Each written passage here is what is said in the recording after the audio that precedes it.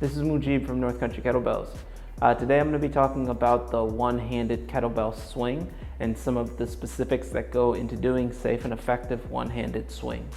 Now, one of the primary benefits of doing one-handed swings is that it's continuing to teach the body how to stay engaged in the core while going through dynamic movement of hip flex and hip extension.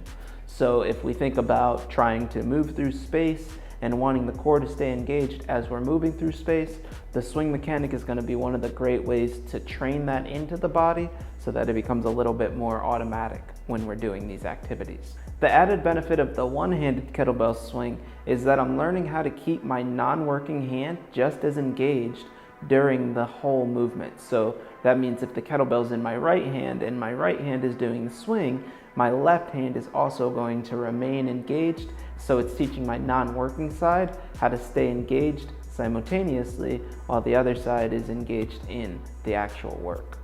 The first component of my one-handed swing is that the swing mechanic is going to be identical to my two-handed swing. The one-handed swing is 99% identical to the two-handed swing, save for the fact that you only have one hand on the kettlebell. Now, because you just have one hand on the kettlebell, it's going to allow for a little bit of a different range of motion on my backswing, and also a few other things that I'm going to have to keep in mind that I wouldn't necessarily have to keep in mind when it comes to the two-handed swing.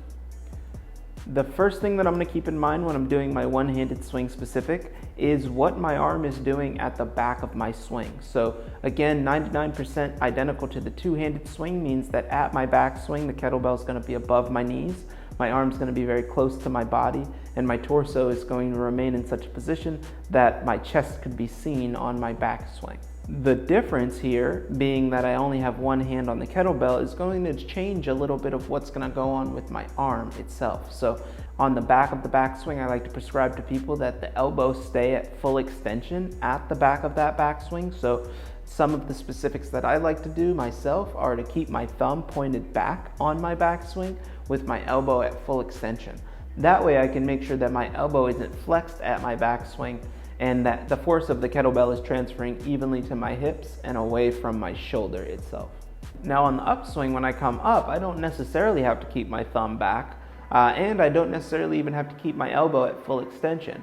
But if I'm having a hard time not fully extending my elbow at the backswing, then maybe that's a good opportunity to look at my upswing and also think about having my elbow at full extension at the top of my swing as well. The second component that's specific to the one-handed swing is what's going on with the non-working hand. So again, if I'm doing my kettlebell swings with the kettlebell in my right hand, I want to make sure that my left hand is also working and that that side of my body isn't just relaxed and along for the ride. So what I like to have people do is to track the kettlebell with the non-working hand so that at my backswing, my non-working hand is off to the side of my body, swinging outside of my legs, while the working hand or the kettlebell swinging hand is swinging between my legs. And as I come up from that swing, I'm going to keep that non-working hand tracking the kettlebell, and at the top of my swing, my hands are pretty much going to be right next to each other.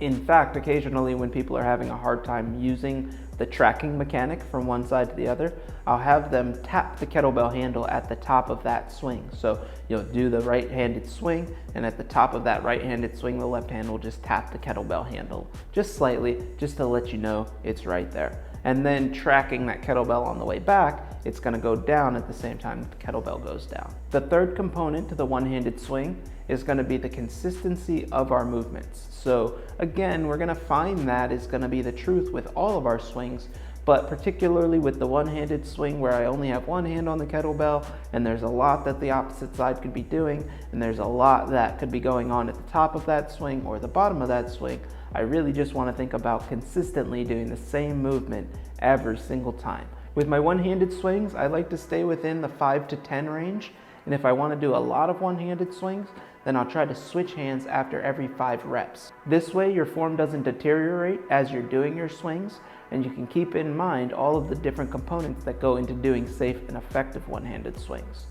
Try it out, see how you like it. If you want to do some one-handed swings, keep your rep counts under control, and let me know what you think.